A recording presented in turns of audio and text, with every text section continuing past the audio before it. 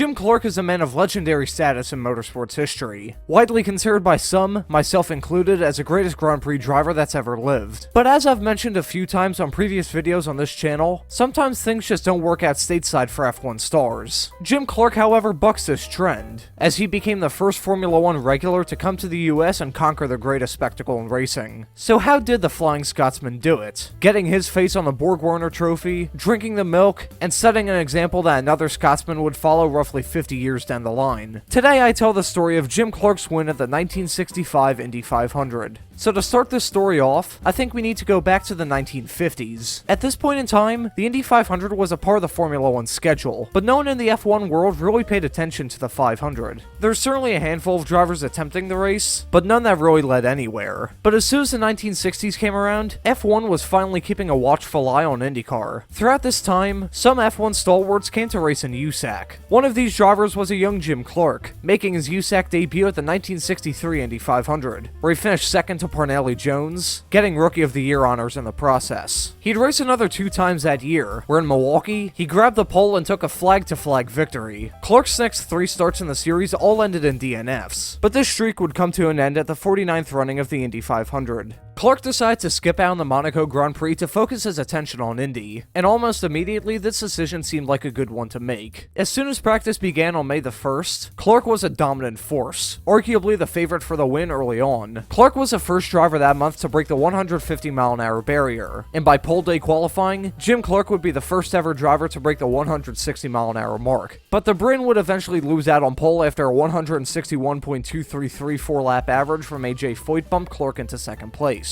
Before the race, the Ford Motor Company had brought in pit crew members from the Wood brothers to service the 2 Lotus cars of Jim Clark and rookie Bobby Johns. This change came about after slow pit stops ruined their chances a year prior. In an era where some pit crews were still slapdash groups of random people, getting the pit crew from one of NASCAR's best teams at the time was a strong move. To the race now, and there wasn't a whole lot to talk about. After a short 3-lap battle between Foyt and Clark, the race was really Clark's to lose. Minus lap 2 in the stretch from lap 66 to lap 74, Jim Clark was dominant, leading a total of 190 laps. Jim Clark would score the victory in the 1965 Indy 500. In doing so, he became the first non-American to win the race since 1920, when Gaston Chevrolet won the race. It was a total smackdown on the field too, with Clark leading 95% of the laps that day. Only 2 drivers have led more laps en route to victory. Bill Vukovich in 1953 at 195 laps led, and Bill Arnold in 1930 at 198 laps led, with Al Unser Sr. going on to match Clark's total in 1970.